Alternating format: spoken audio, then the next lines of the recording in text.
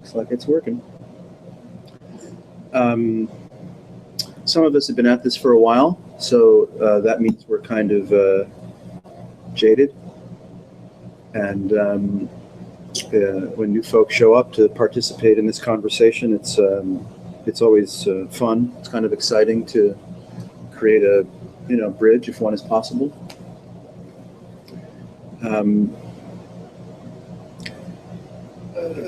I can talk on all kinds of topics, and they're all made up on the spot. So I pretty much lie about everything and improvise about everything, like more or less anybody does.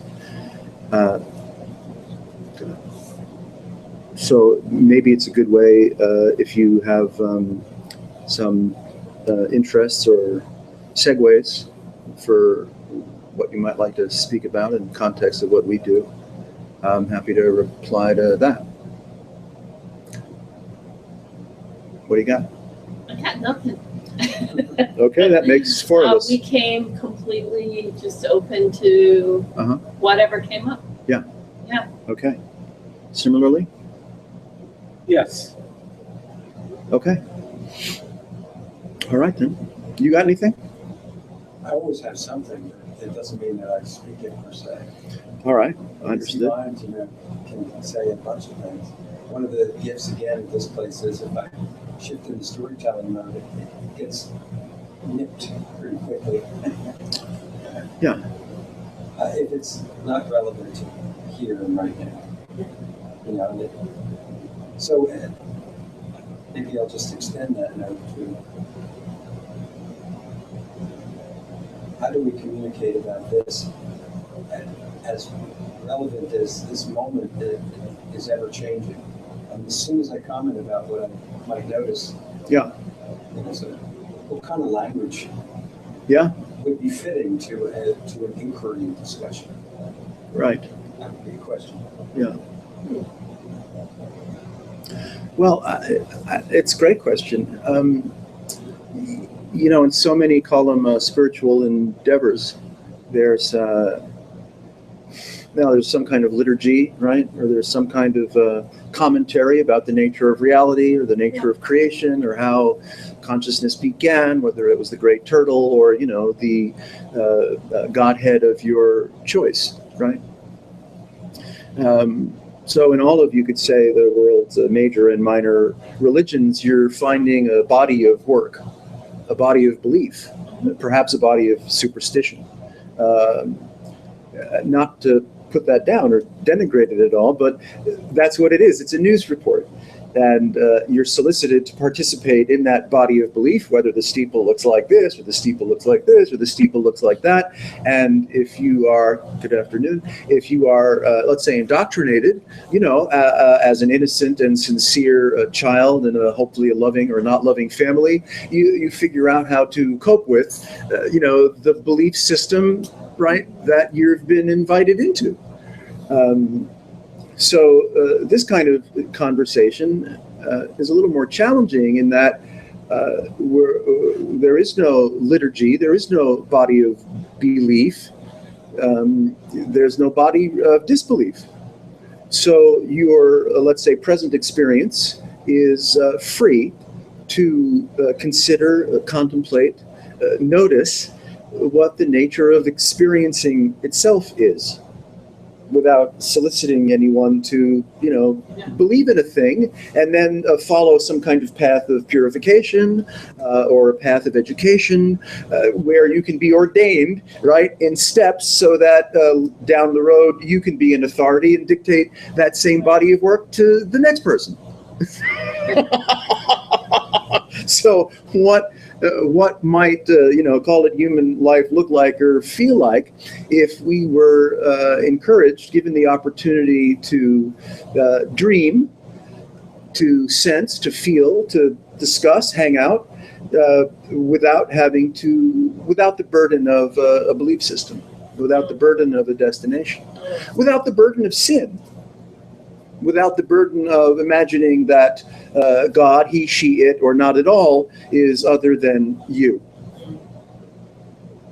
Or that you're the product of anything. Let's say that you're not the product of the Big Bang, or you're not the product of your own birth, that your present experience is possibly absolutely acausal. And what appears in mind is a very rich, vast, complicated, fantastic body of metaphor. Language is a body of metaphor. It all is. If I say, the beautiful moon, you might look up and see, a glowing disk in the sky, and you might have a sensation or a feeling associated with that view. And that feeling and sensation, that's real. The beautiful moon is a pointer. Right? So any word that we use to point to either an object or a sensation or an emotion or a storyline is a pointer, is a body of metaphor. Because actual experience is can we say, textural. And if you look carefully, if one is invited to look carefully at the nature of present experience through a textural lens, a felt lens, not a story, it becomes rather strange, perhaps even luscious. It transmutes at such an incredibly, you could say, rapid refresh that it's mind-boggling. So you could say our actual encounter with the textural nature of experiencing is mind-blowing beyond imagination. And we, in order to, tell a story, function at the office, make sure the kids are doing what they're doing, communicate with the spouse, we use, language and pointers and appointments and call them all kinds of practicalities to so-called navigate the day in a somewhat friendly or efficacious manner. But when it comes to, you could say, the bounty or the miracle or the promise of experiencing itself, none of those are relevant. It's not necessary to believe in a thing. It's not necessary to be under the thumb of a belief system, of a religious ideology. It's kind of fun, if not a little disarming, perhaps blasphemous, and that's a good thing, to sense the nature of, call it experiencing, in a completely innocent manner. So there's no grasping in the consciousness. There's no identification or reliance on what we call space or time. There's no future. There's only just what we can refer to as presence, which doesn't have a timestamp. Mind has a timestamp, right? Ruminating on the past, imagining what one is experiencing at present, planning, articulating a future is virtual, right? What's actual? What is this as it presents itself, which is not, let's say, reducible to thought?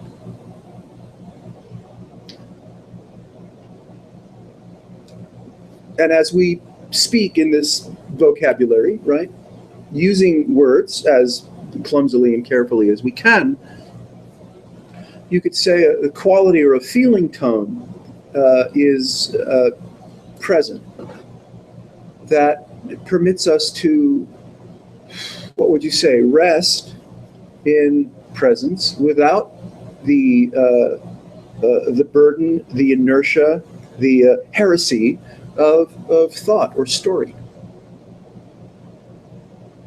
What if, freedom were it possible, enlightenment were it possible, what if that were, can I be so bold, transcendent?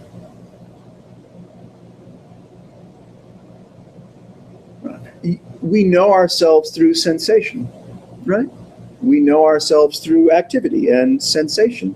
The data is pouring in through the five senses. Mind and association and plans and what's next and optimizing our day if we can, getting over a stressful situation, right? Managing the vicissitudes of living as best we can, seeking some kind of entertainment, affection, intimacy, perhaps even spiritual wonder, right? So we're always curiously in motion. And you could say we're always under the influence of trying to bring our, call it sensuality, with us in the future. Yeah. Right? So we can feel differently or better or more exotically in the future. So we become a product of psychological time. And so we might think that freedom then is, what would you say, winning the lottery so that I didn't have, financial concerns, finding a great medical practice so I didn't have health concerns, making amends in whatever way for everyone I've ever known so I don't have the burden of, hurt feelings either as the perpetrator or as the recipient. I'm trying to clear the decks, right? Mostly just winning the lottery. Mostly winning the lottery. So, as we're trying to clear the decks, if we are, and many people are, drinking a beer is, clearing the deck. Watching your favorite TV show or binging on Game of Thrones is a kind of clearing the deck. You're bringing your sensuality into a situation that somehow pleases you or nourishes you or maybe distracts you. What if that whole habit of mind and mood and behavior, it's a little odd and a little funny, were just to drop out? We're just to drop out. What then? How would it feel then? If you could, let's say, gifted yourself with the permission to, what would you say, luxuriate in presence without distraction, without agenda. I imagine it would feel much like you're a child again. Yeah. You don't have any experience to fall back on. It's all new. Yes. Yeah. This moment never happened before. Right. Now this one. Right. Now this one. So you could say we're streaming involuntarily in a pure novelty.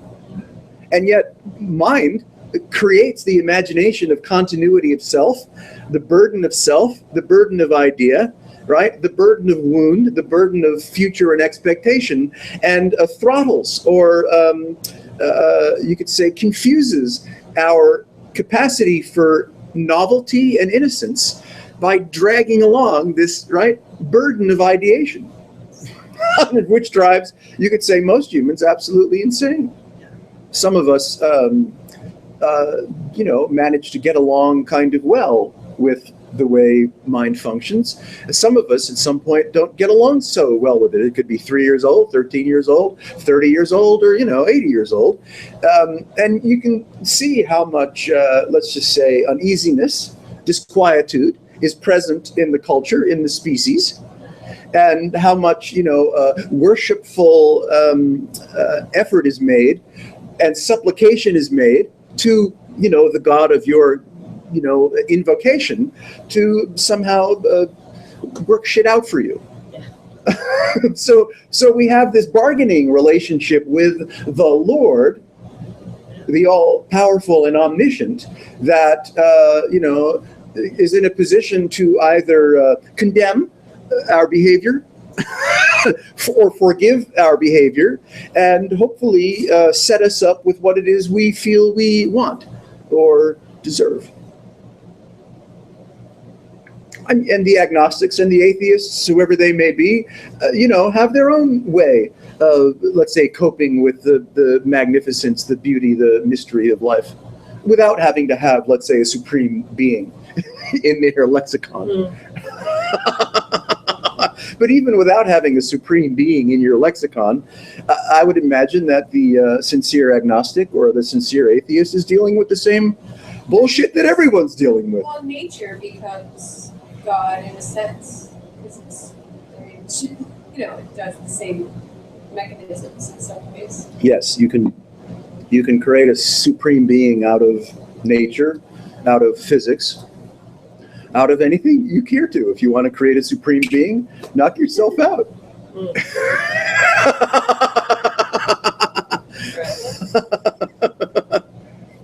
noticing what we create is constantly changing.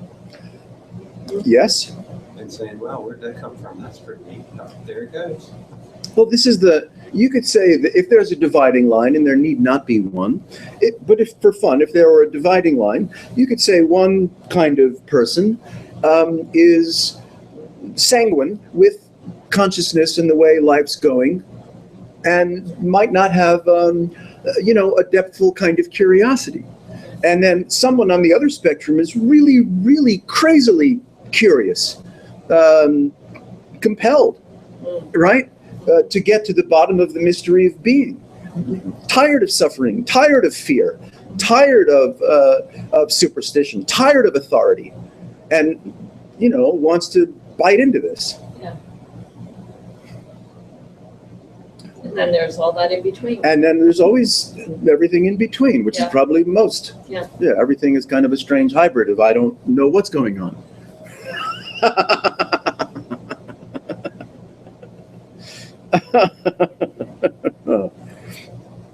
Yeah, I find it interesting that we're discussing this in a room that's a nursery school.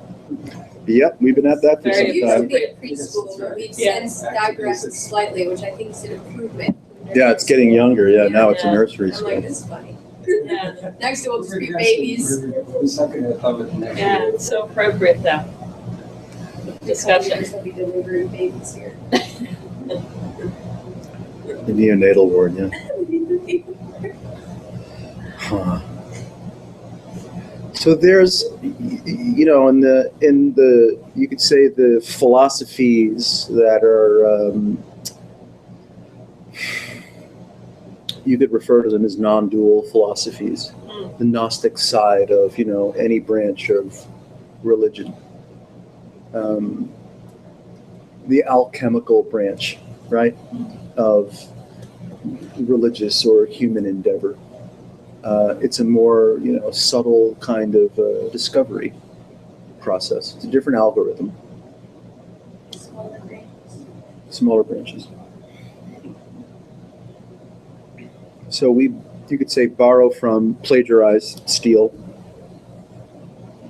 from a handful of, call them traditions that emphasize the nature of presence, the nature of consciousness, as a first-hand encounter, as a textural encounter, rather than right through the lens of mind or accomplishment or thinking, so that you begin to sense the quality of awareness as the call it the baseline of everything that appears in your experience. Like thinking, if you're thinking, and why not, everyone's thinking, who's listening to the thinking? Is it thinking listening to thinking? No, there's kind of a meta being, right, where you are processing, let's say now spoken word, or you're processing the written word, or you're processing your own rumination, Well, there's at least one. at least. And most of us, yeah, right, it's a courtroom full. Yeah, and everyone is court ordered to go somewhere.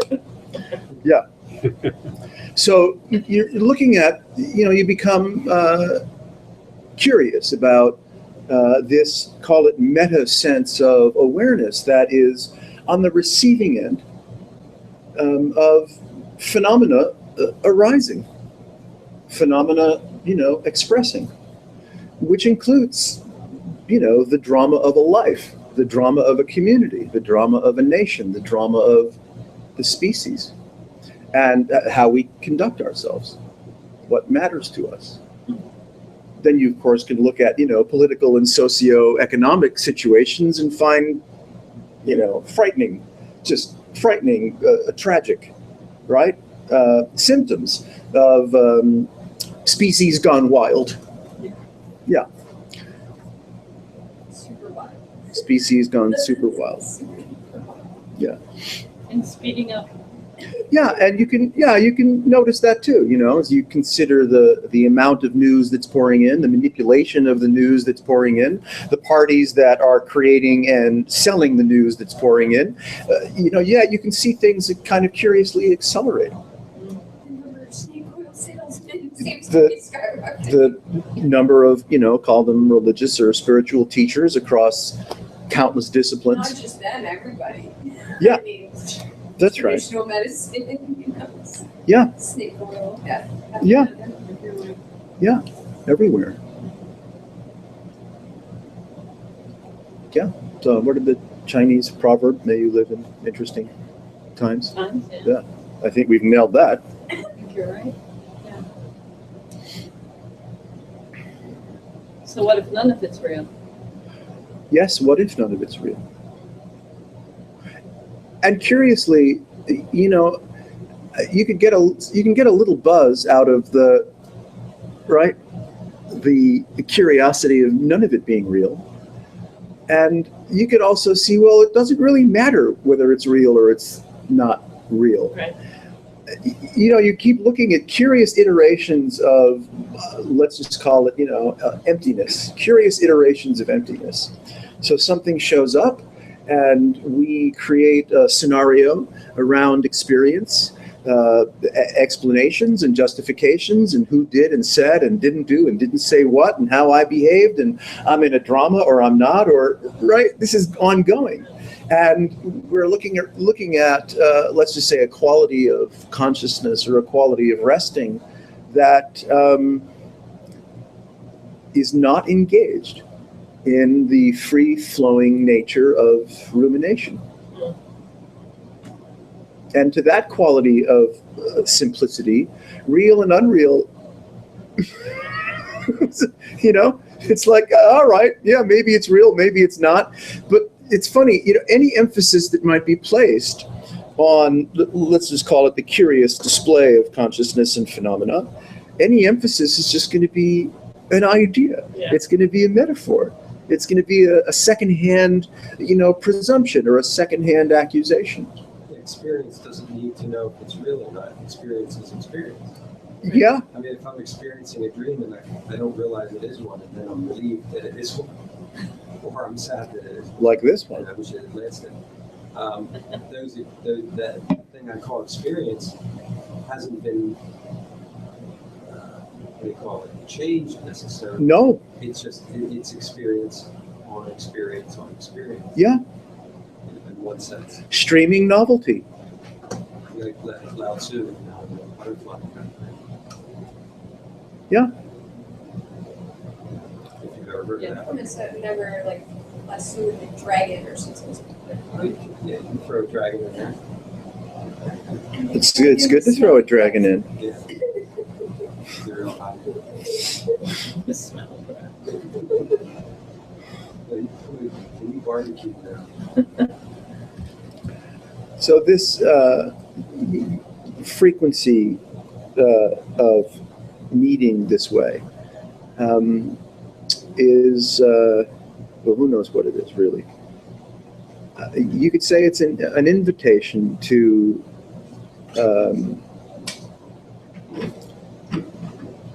put yourself down, not as an insult, as in relieve yourself of the myth of yourself. Relieve yourself of the myth of yourself, of continuity, of responsibility, of implication, of what's going to happen to you or anyone or anything else next. So that there's a reinforcement then of freewheeling curiosity.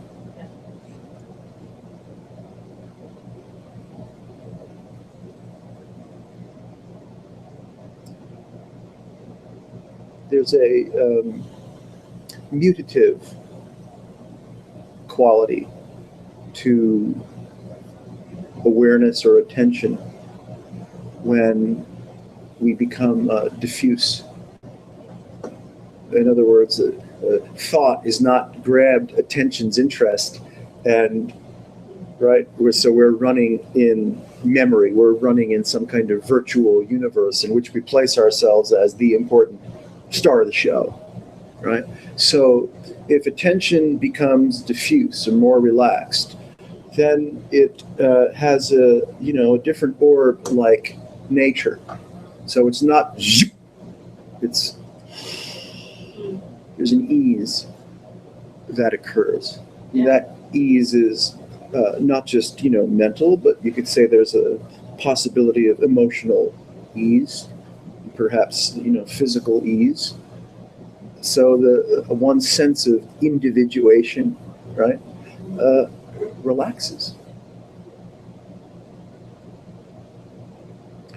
and you could say curious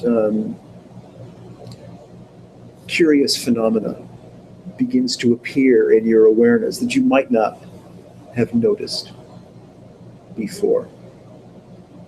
And that, you could say, continues to rarefy, meaning that as this relaxation occurs, the reliance, the dependency relationship on phenomena also relaxes. Mm-hmm. As a person, as a body, as a being with belongings and obligations and responsibilities and stuff, I have a dependency relationship with phenomena. And I run that story, I run that stress to the grave. And some folks are magnificently successful doing that, whether celebrities or artists or athletes or business persons, this is more kind of a blue collar, thing. Where a quality of attention, a quality of presence is completely released from dependency on phenomena. Kind of like the basement was released. Yeah, like the basement. Right. Space. Space, right. Yeah, with more space, there's more relaxation, Yes. or at least the ability to be. Yes. And a quality of, call it absorption or immersion occurs. Mm. Yeah. Because awareness is unburdened of objects, unburdened of time. And you could say takes up residence in itself. And that's unspeakable.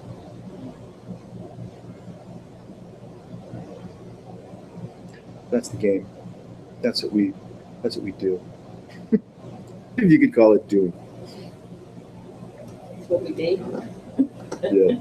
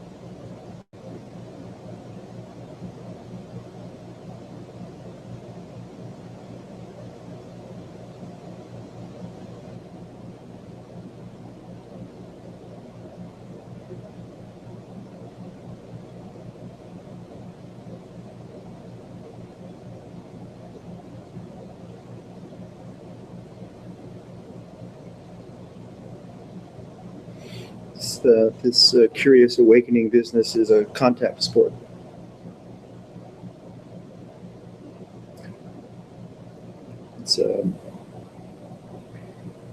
It requires a certain kind of intimacy,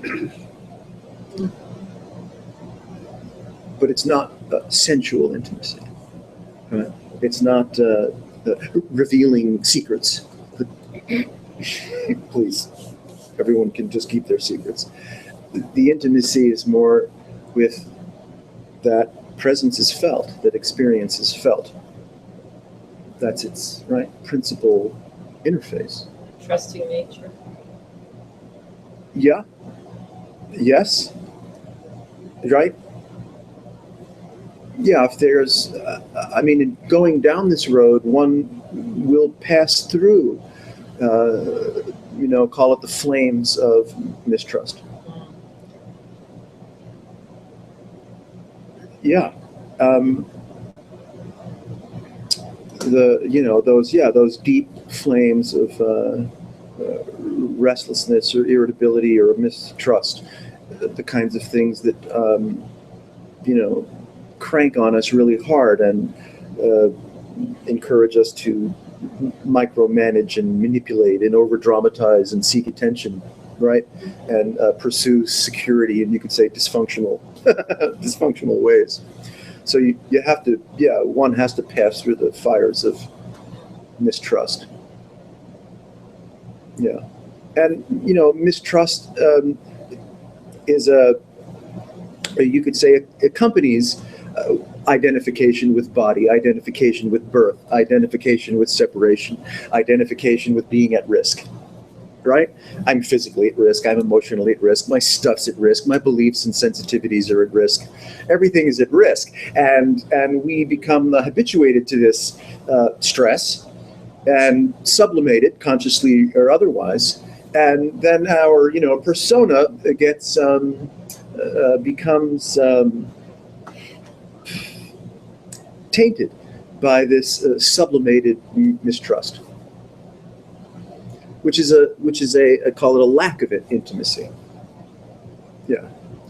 So moving through this kind of, contemplative journey will, by its nature, bring up all of these conscious and semi and subconscious, sublimated, call them belief systems or withholdings that, interfere with absolute trust or absolute relaxation. Yeah. I mean, a lot of our distractions, conscious or otherwise, you could say, are engaged in not to feel that. Right? To avoid at all cost the profound way in which I might feel and be or imagine myself to be vulnerable. Yeah. And this is, it passes through what you could call emotional or psychiatric or somatic vulnerability, but it leaves it far behind. That's its nature. Call it a transhuman or transsentient sensitivity stops concerning itself with the implications of phenomena, or the micromanagement of phenomena, or personal strategies, or even the secret or co-creating, because there's no desire remaining. There's no insufficiency remaining that could possibly be ameliorated by, a great hair day or a parking spot or the perfect lover. I mean, what? See, so you could say the greed, which accompanies, let's just say common human experience, is another form of mistrust. Mhm. Yeah, right? The appetite for accumulating, for security, da, da, da, da, da. So as one moves through this journey, if they're, invited, not by me, but by something far more magical than I am, invited to participate in this kind of a journey, then all of those, right, curious withholdings and powerful but subtle superstitions and belief systems are up for grabs. And we have to have the might as well call it grace, right? Yes. To pass through. Yeah. Yeah. Yeah.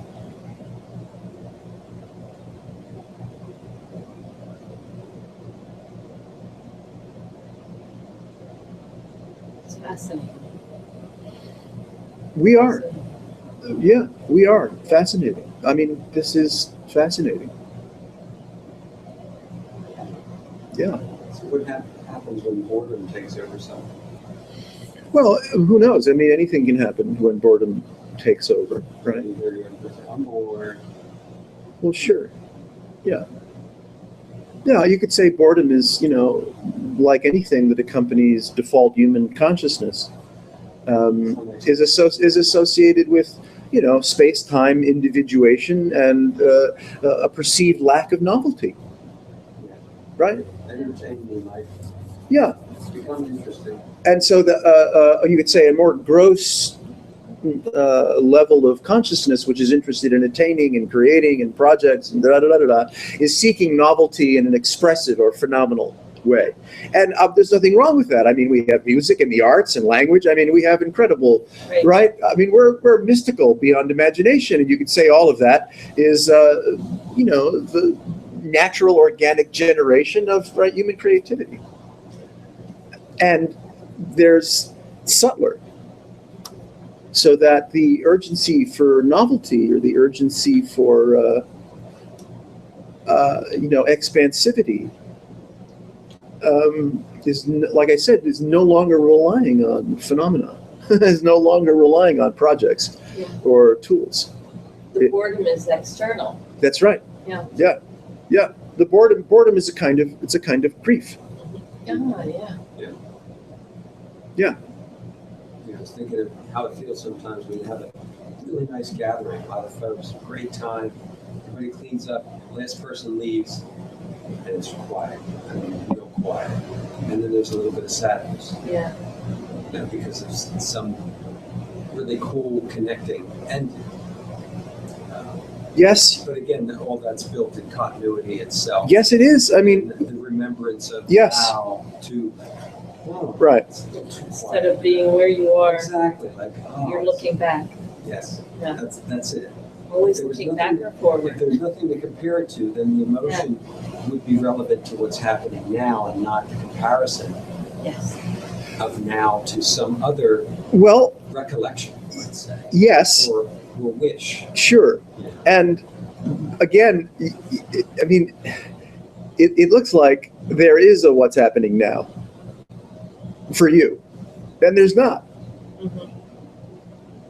It all has to be filtered through a framework. None of that would exist if we had no framework. It would all just be, I have no idea whether I was bored or not. I don't care. You see, it's a lot of these kinds of questions, and they're certainly, legitimate, valid, with no question. But you can see they reflect to the quality of my experience, Yeah. the quality of my emotion, right? And those are, as luscious as those are, those are operating, at a level of the presumption of sensuality and the presumption of continuity, and what about me, and whether reality is my pal or not my pal, whether I'm lonely or not lonely, right? So all of these things are flowing organically out of a sense of identity, of individuation, separation, that your experience is causal, that you are the body, that you are the mind, that you are your feelings.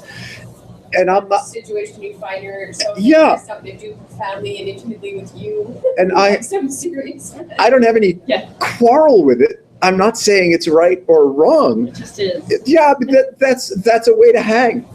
I'm not saying humans should hang a different way. Hang.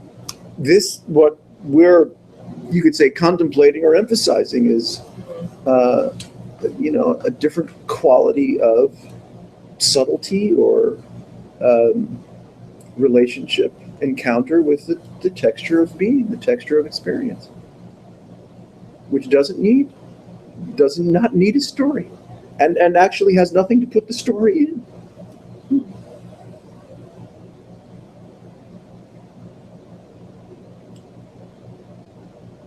You see, let's say I'm suffering because of one thing or another, and then I remind myself, oh, be present, right?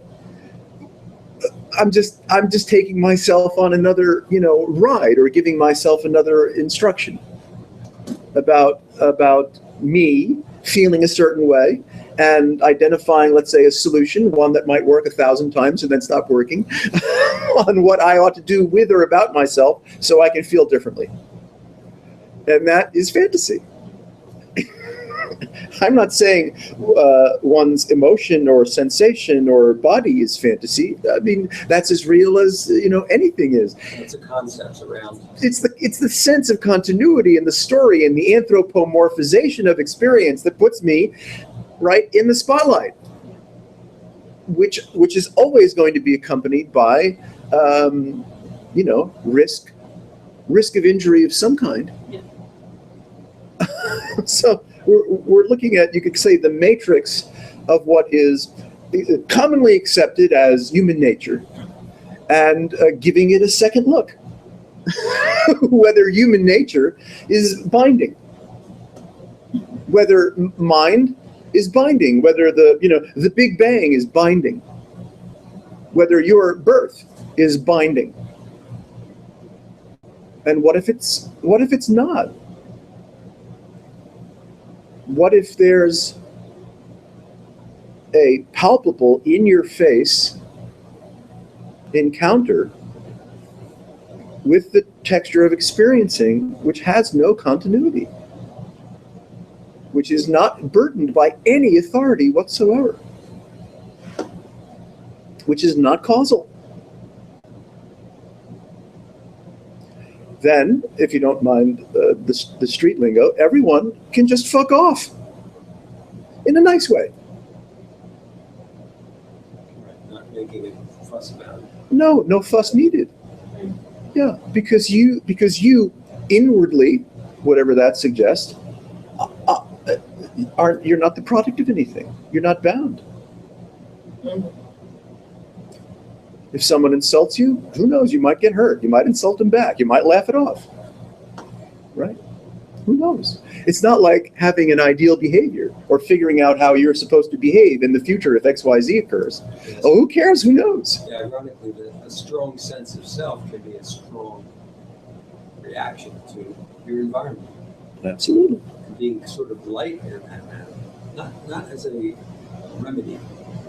So you do remind us that we're looking for another antidote from this, or a better this, Well, sure.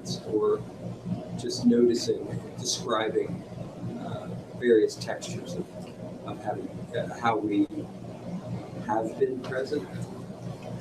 See, it gets strange. Something or other. It does get strange. Anything referred to as past can only be a presently appearing elocution, a presently appearing metaphor. So, is there a past? Well, I'm not really sure. Is there a future? Well, here's your future. Right? How many times over the beautiful arc of your life could you have predicted sitting here right now? So is this your future? Yeah. I don't really know. Maybe we don't have a future. Maybe we don't have a past. We certainly have incredible prowess for imagination and rumination and storytelling and anticipation and strategizing. I mean, we got that, going for us. But if we reconsider what the nature of presence is, we got, you could say, very little. It's always just this ongoing presentation of streaming novelty, which might have no implication at all. And then we busy ourselves with story and anticipation and, good cop, bad cop, and we whip ourselves into a frenzy. Over what? Things done poorly? Things anticipated to have a certain outcome? So we live in the crescendo, the excruciating crescendo of imagination, imagining that imagination actually has something to do with reality. And we miss reality completely.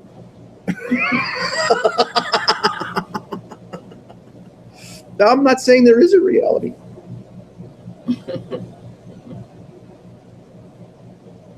You could say, at your disposal,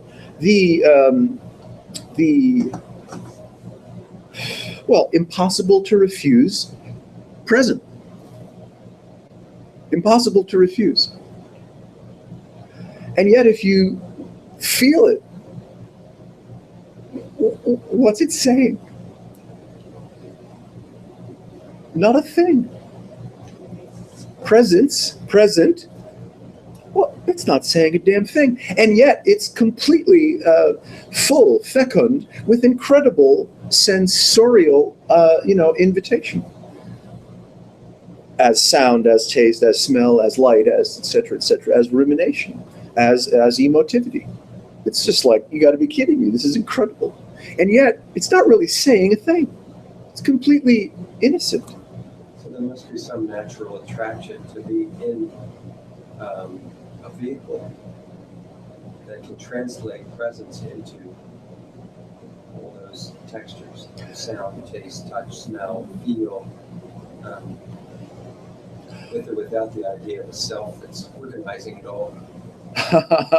Well, that's the you could say that's the pin the tail on the donkey. That's the game plan. Yeah, it's like, well, Yeah. how did I or how did this find itself in a an interface unit Well, you know, to be able to go, oh, wow. you can find 1 million or perhaps 100 million or 7 billion parties that will be happy to respond to the how and the why and the wherefore.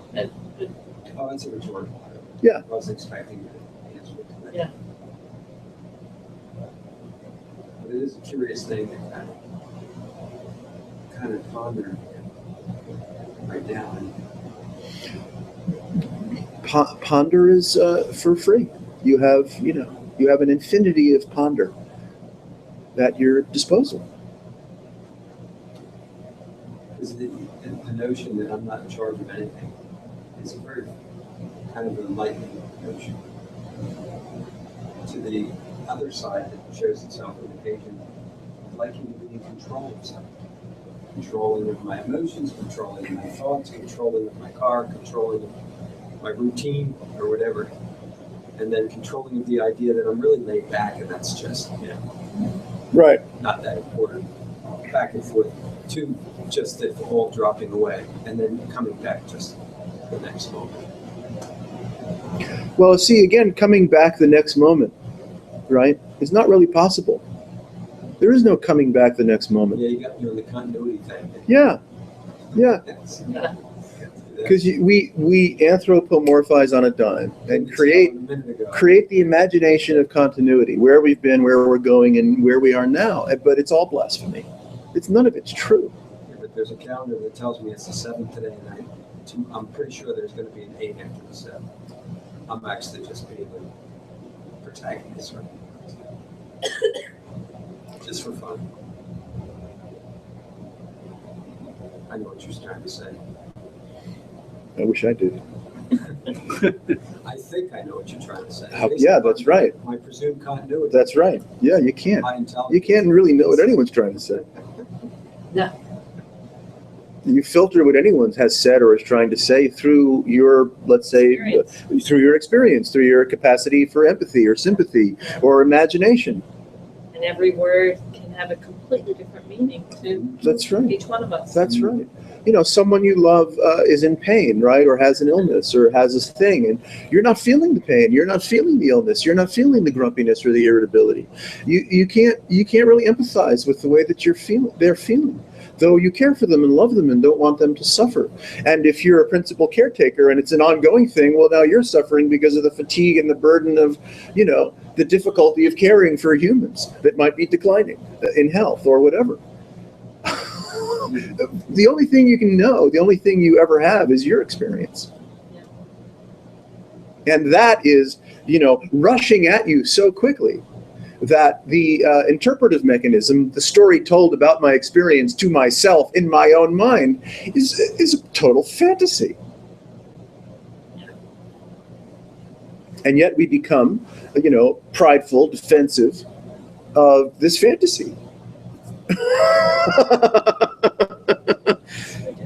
and xenophobic in every possible way. Super wild. Yeah, really. Species gone wild. Yeah.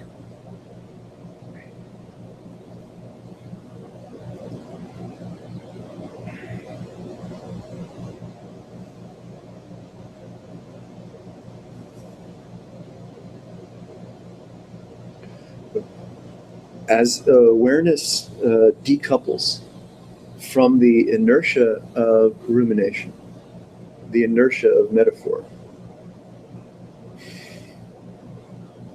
really, I don't know, wild shit shows up. You could say there's a refresh of, the beauty of you, the plenum of you. There's no content. One is not processing anything, including what we refer to as present experience. In order to process present experience, you have to freeze it so that you can then It's already passed. tell yourself what you're feeling or what's happening or why it is. You have to freeze it in order to render it as a story. Yeah. And it's already 10,000 years ago.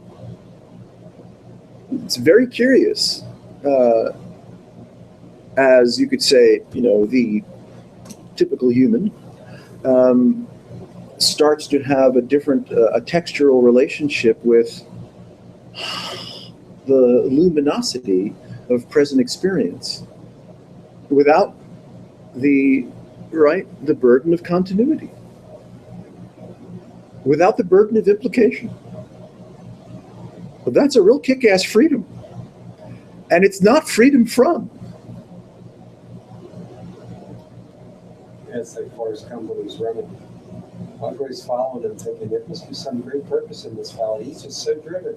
And then he stops. And he goes, "Why'd you stop?" "Tired, I want to go home." Like, really? But you're like, running for life, running for making a better world, running for, and it's kind of a metaphor for my own mind that runs, and it doesn't necessarily have to have a reason to run. It just runs.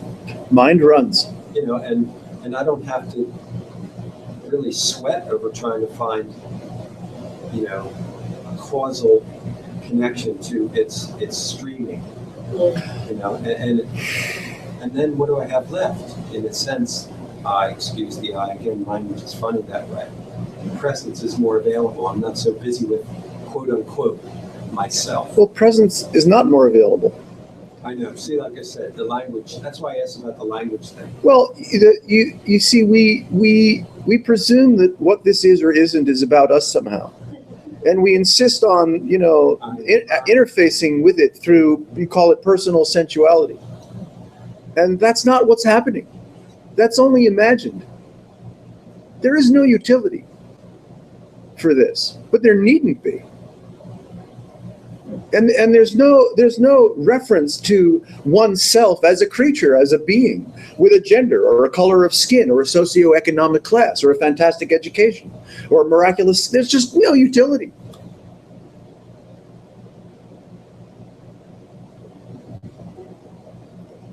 Nothing to do, nowhere to go. Less than that. It's interesting. I mean, I know that our language is, and the way that we've been taught and the way that we use it is always referring to, right, the disposition of self. Yeah, so if you say like right now there's nothing to do, you have to be, because this is doing a lot. Yeah. There's lights on, the air conditioning, this is like, Yeah, nothing to the do. room is here, I don't know what. Nothing to do refers to whom exactly. Yeah.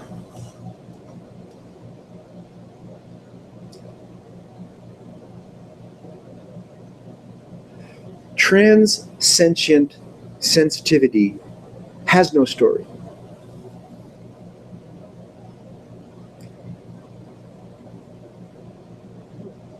You said transcendent, not transcendent, right? Transcendent. Yeah, Beyond. they're interchangeable. Beyond feeling, Beyond sentience. sentience. Yeah. To be bold, your present experience is transsentient, acausal, not beholding to phenomenon. So then it's even beyond a felt sense. Yes. That's a phraseology that here that points to Yes. something. It indeed is beyond felt sense.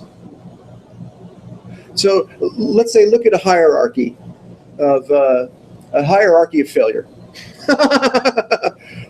At the extreme end, selfishness, being self-consumed, manipulative, that, starts to chill out, right? And then you become more subtle. So now you could say a more contemplative patina, right? Starts to appear. So you can actually find yourself, let's say, silent for a while or still for a while, and enjoying, right, a relationship with contemplation, as it may be present, without mantra, right?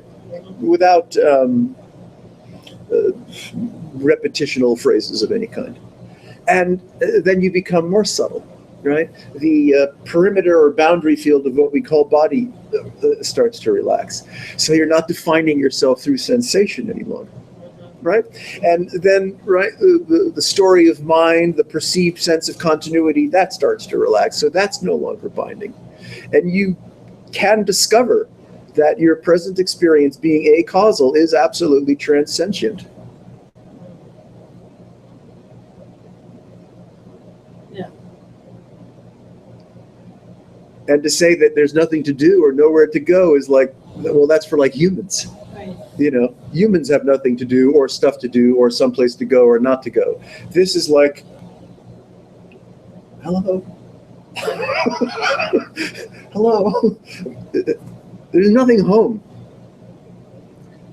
Which does not negate the profundity of, right, phenomena appearing. Right. It's, Right. it's like a dance of spacious and pointed in a sense. Spacious being no point at all, and pointed is something shows up. But again, you can't measure its duration. No. It's just something showing up. Whether it's a strong sense of I and really being caught up in a big way, supposedly. Yeah. To completely unencumbered by any sense of I. Yes. Not that you were looking for it or anticipating it or planning it. It's just going from, wow, this is heavy, to no thought of self. Emptiness heavy, is form. Heavy Form is emptiness. in a sense. So there's a curious, non-paradoxical, concomitant expression of form in all the ways that you referred, and nothing at all in all the ways that that perhaps could be referred to, even though it's, you know, there's no language for it. So it's not like you are one thing at the exclusion of the other. Being or feeling or encountering a transcendent quality of unencumbered fascination does not interfere with the fact that you might get hungry or need to pee. I get that song right from my head. Nothing for nothing leaves nothing. You gotta have something if you want to be with me. Billy Preston. So anyhow, it's stream of consciousness. Yeah. I'm innocent.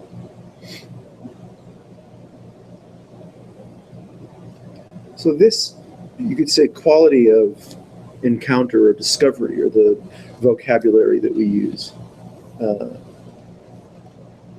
is for me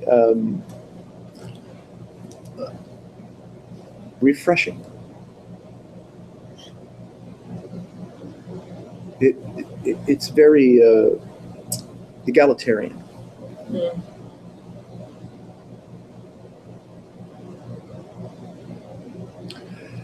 Nothing need be worshipped, because there is nothing outside or other than yourself.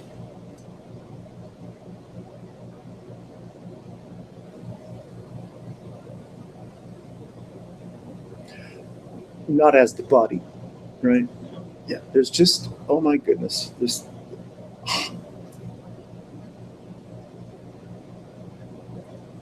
Yeah, I recall a certain irritation about a healer and a healee kind of idea. yes, Here's the healer with all this energy, this presence, this wisdom, and here's a person that seems to be broken. yes, To the healer for healing, and there it is. The healer gives to the healing, and then part of me goes, and it's just one thing. And you, I know you'll challenge it, which is good. This is an old story. Don't cut me off in a second. There's only one thing, and that's healing in the sense of life force. But even healing is insufficient because there's no perception of broken. There's no perception of some great savior that's going to fix broken.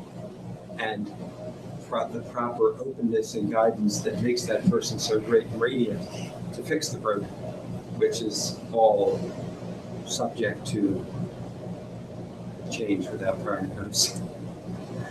Again, continuity, identification. well, Come on, fix that. You're doing a good job. yeah, yourself, You got it. you become self-correcting. You graduate. Looking like that. No, it's kind of why I enjoy this. Like, I can regurgitate an old story and and see that there's a certain cleverness in what I thought I was coming to, which has another step to go in a way. Well, that's the problem, you could say, with cleverness. It loves being clever. And so there's no end to the next iteration or the next implication of trying to outsmart oneself or everybody and anybody else. And, the outsmarting can only happen, through the means of, phenomena.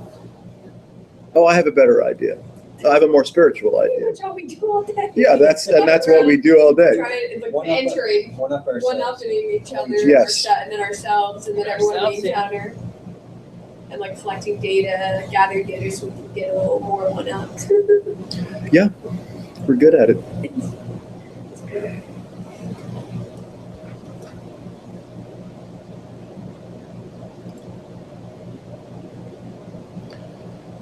A certain, you could say, approach or schools of realization will, sell the aspirant all kinds of promises. Lay your money down. And other, you could say, schools or approaches are, they're more dangerous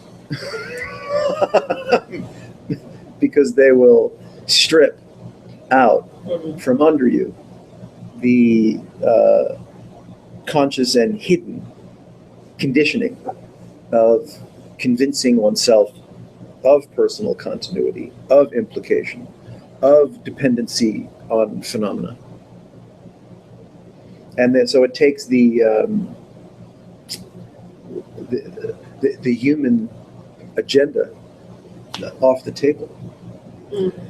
And admittedly, not that many folks are all that interested or attracted to or curious about what it might look like or feel like to take the human agenda, the human equation off the table. Because we're so conditioned for this to be about me and my experience and my sensuality and my stuff and my attention-seeking needs, my security and my future. So there's such a strong sense of suffering and disappointment, malnourishment that we have through the movement of time and thought. And this, you could say, this approach is, it's ameliorative of that.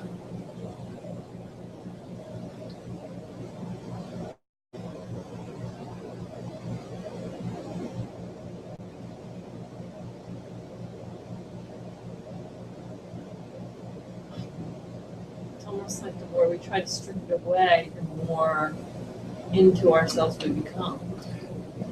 I've seen it. I've seen it in the meditation hall. Yep. Yeah. Yeah, just the name aspirant is declaring a future. Mhm. Right? Because an aspirant is aspiring to Yeah. something. It's not content with presence. It's presence improved might get you where you're going, where you need to go, where you should go, where you could go, you're better than you are now, et cetera, et cetera. Yes. Or in the opposite direction. Who you think you are, you just keep knocking pins down. You know, some people go in the other direction when they get tired of being an aspirant. They bowl and knock the pins down. The pins being all the presumptuous teachers, leaders, healers, guides, wisdom books, directions, techniques. More, better, blah blah blah. Pretty much blah, blah, blah. Yeah. And none of that ever kept my attention for very long. Curiosity, though, gets me looking, experiencing. Very cool.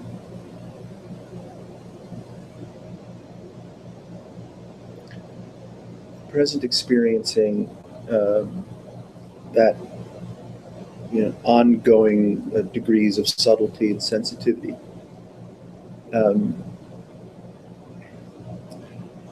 Erases the rumination.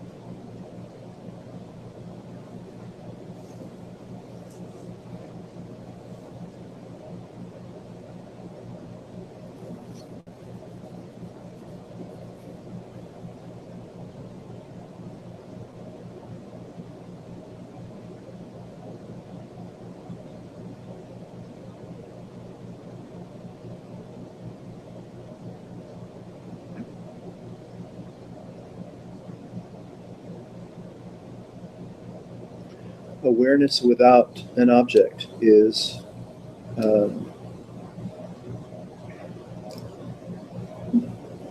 felt, not emotionally, not even somatically. Awareness without an object is the, what would you call it, the baseline of availability. And if we're lucky, if we're interested, we become acquainted with that texture of awareness, the feeling of it.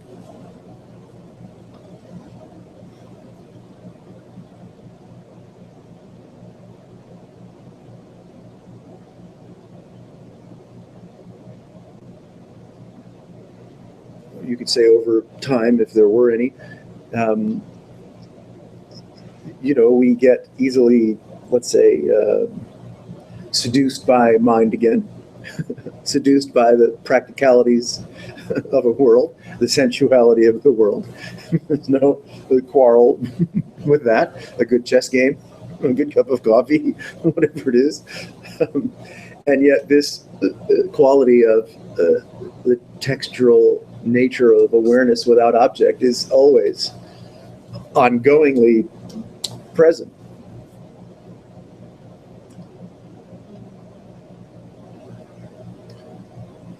On an arc or a journey of yogic discovery, curiously we find ourselves becoming more familiar, more trusting of resting in objectless awareness. And so we do.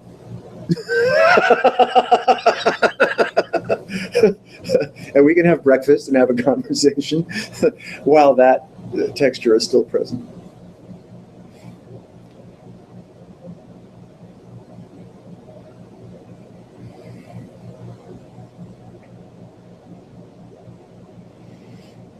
If you go to the supermarket or you talk to your bank teller about objectless awareness, you might get a funny look, so You can't even stretch in front of the bank teller. yeah, you can't even do yoga stretching in the lobby, What are right? you doing?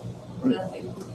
Sorry, nothing. I was wondering how, you know, like an accountant might handle inquiry. Yeah, how might an accountant handle it? I don't know. The future, no measuring, Yeah, amounts. right. Oh, I don't have to. We'll see if an accountant shows up someday, and we'll ask them. CPA.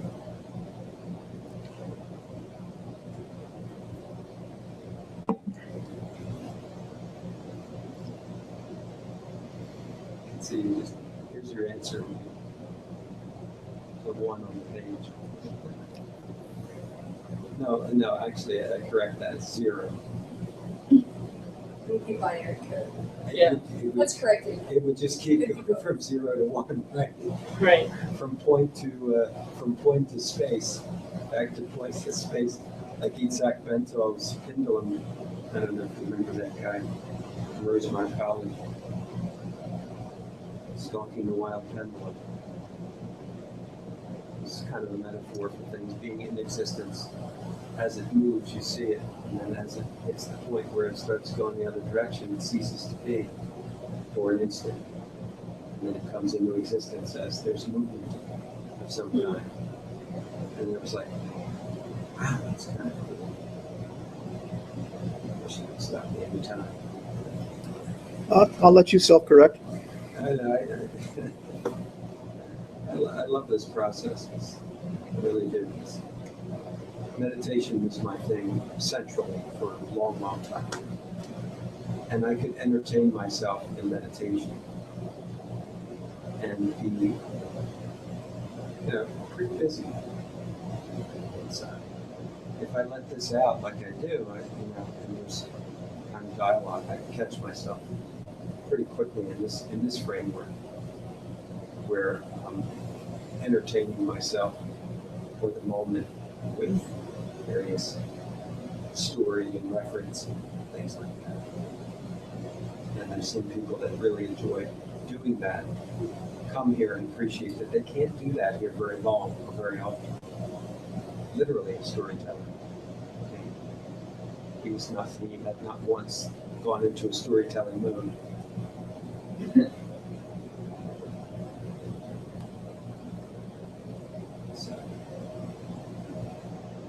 So no utility and purpose, yet somehow I would use the word enjoyment, I'd use the word relief, I'd use the word fun, curious. But once something like that becomes sensually engaging, then the rubric of self is reinvented.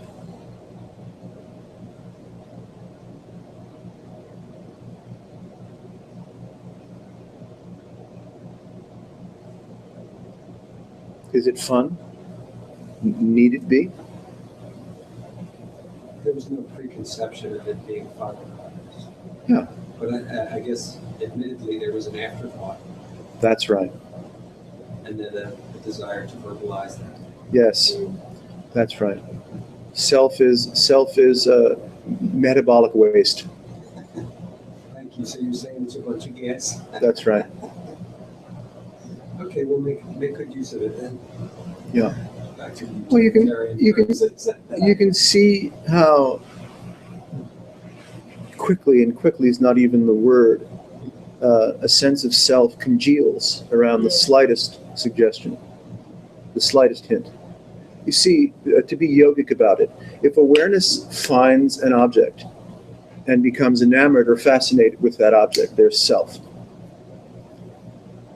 With no delay. Yeah. You find the slightest facet of interest. It's an object. And by virtue of it being an object, so are you. The perception of it is also an object. That's self. This is long before I become an insufferable asshole. Yeah. Self is very subtle. Long before my persona is either enjoyed or not enjoyed by whomever.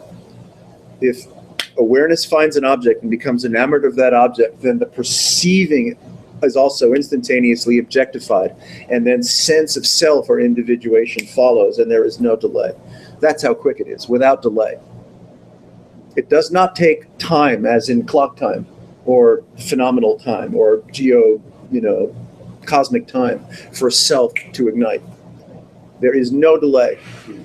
That's how quick it is. And then when we have an idea, and want to espouse, which we're always welcome to do, that's so downstream. Right? So now I'm reduced to effluent. Yeah, that's right. Well, you and everybody else. I don't want to single you out, as a particular floater. Yeah. I prefer to be a babbling brook if I am relegated to such. You're doing it well. See, when we look yogically at the nature of, call it awareness, attention, experience, objects found, sentiment, right, the genesis of self, it's so incredible. It's so fascinating. It's so subtle, remarkably subtle, and has nothing to do with one's, call it persona.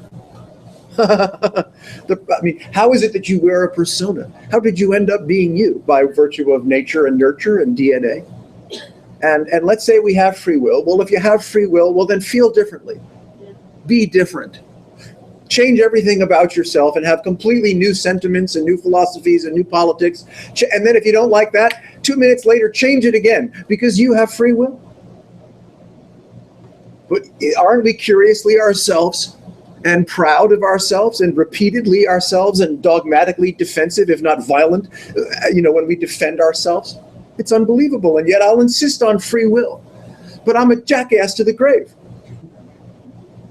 It just doesn't compute. No. We don't have to second that motion, do we? Yeah, no.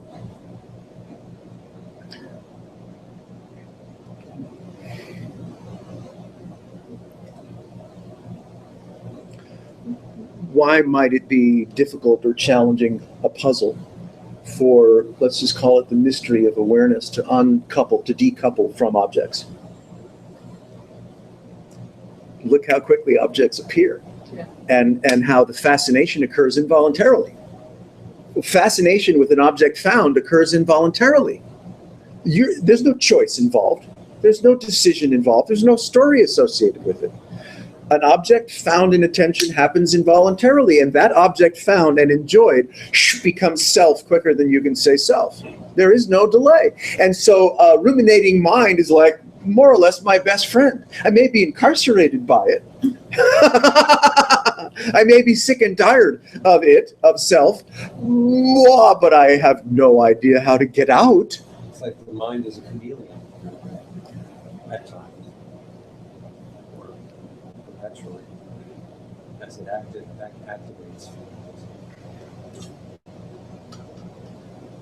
See, if you find anything, the most subtle of philosophical discoveries, the most subtle of revelations, bam, it's an object. And by finding it, then perception also objectifies. And self, sense of individuation, sense of self, blossoms like bad algae on a beach, faster than you can say boo. Articles on a boat. Now, when encountering, let's just call it the possibilities of life enhancement, most of the time, we're busy already being insufferable symptoms of this magic, and then wanting to figure out how I can feel better about shit.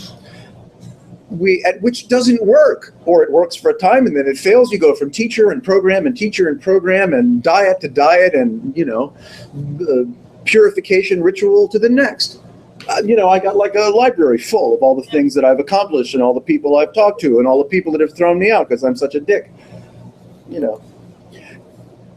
This completely flatlines all of that, any of that.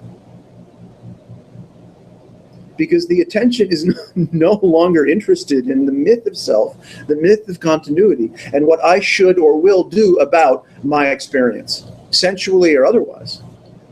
It completely relaxed from the genesis of self, because it doesn't find an object.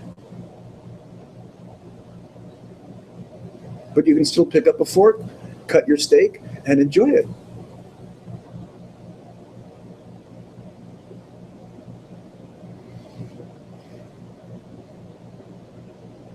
mock vegan turkey burger.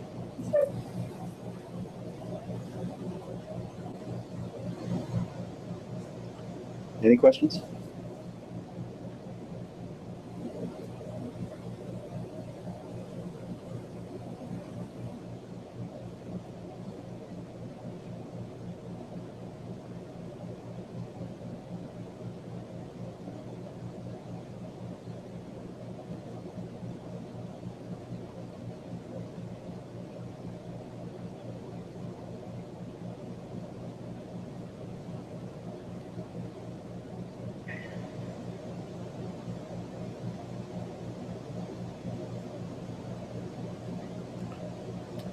So when I'm able to become supremely disinterested in the outcome Yeah. of something, Yes, there's no option. that's right. Supreme disinterest Yeah, is objectless awareness. yeah. When I'm able to do that, Yeah. it's an amazing Mm-hmm. phenomenon. Yes, yes, it is. Mm-hmm. It just doesn't happen often. That's how this flies. Yeah. You get a taste of that, Yeah. and you're like, what Yeah, the fuck was that? Yeah. It's Yeah. clear as day. Freedom from self, freedom from continuity, freedom from implication, freedom from phenomena is like, ah, and you notice it. yes. Yes, please. And you could say that, encounter, which is unsought and acausal and has nothing to do with anything that you did or any supplication at all. It just shows up. And that experience, whether we have it at 2 years old or whenever we have it, is we're going to remember it somehow. We're going to remember it. We're going to know that occurred. We might not have words or vocabulary. We might not have anyone to tell it to for decades. But we will not forget. And that, lovely encounter, that invitation into emptiness will stalk you. It does. It stalks you. And as we, mature in our so-called adulthood, and a certain kind of availability or ease occurs, if we're lucky, it occurs, and we become more curious about that, call it event or events, and we find ourselves leaning into it with more fervor, with more humor than we did before. That's how this flies. It solicits you. You might forget it for who knows, and then it comes back.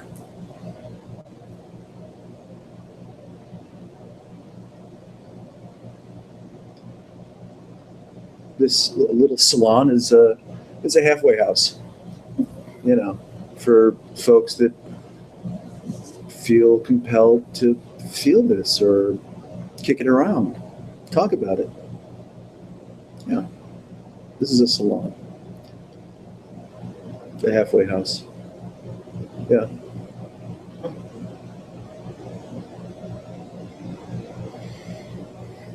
There's no ankle bracelet. You're free to come and go.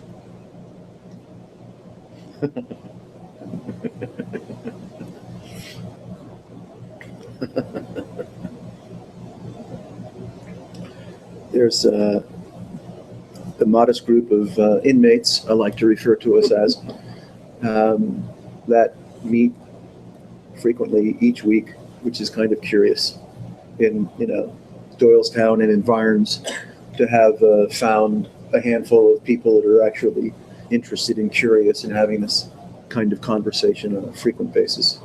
It's just too strange for words. But some years ago, I think it's six years ago or something, Dave and I were enjoying what was called the Pebble Hill Sangha for a while, meditating. It was a Thich Nhat Hanh influenced, meditation group, and it morphed like things do.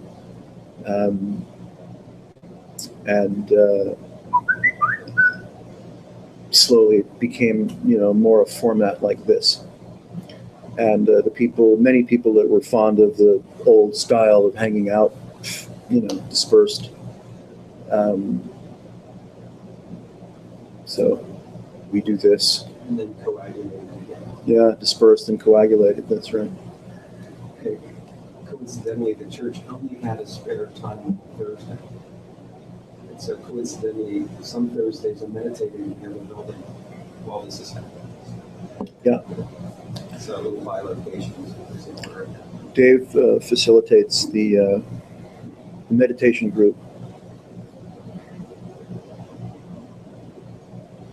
And I've invited folks that, if they're willing and able, but want to challenge that. Yeah. So you want to challenge yourself in your frame of reference, that self-reference. This would be a really good place to toss around whatever shows up Yeah. and see where, Just, see how seeing can be effective. You're going to say? oh, I just had to throw this out. I'm listening to this, and I can remember having conversations like this many years ago around a campfire smoking pot. It was perfect. We do that. We do that. Yeah, literally. Yeah, Yeah, we still do that. yeah. I'm there.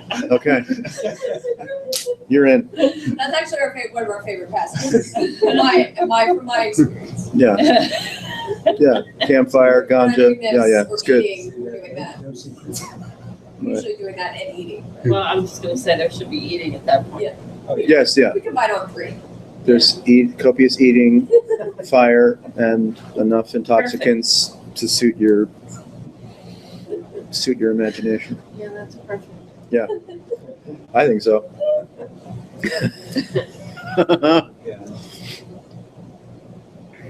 Yeah. Well, it's good to see that ritual come back around, huh? Yeah.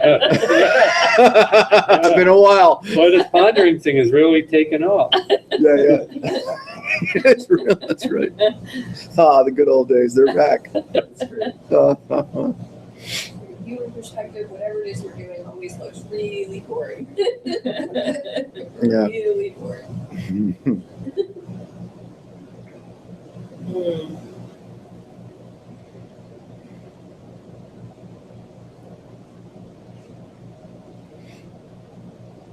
Well, thank you for coming and being patient with us. Thank you for being Thank you. Thank you, Jeff. It's great fun. here.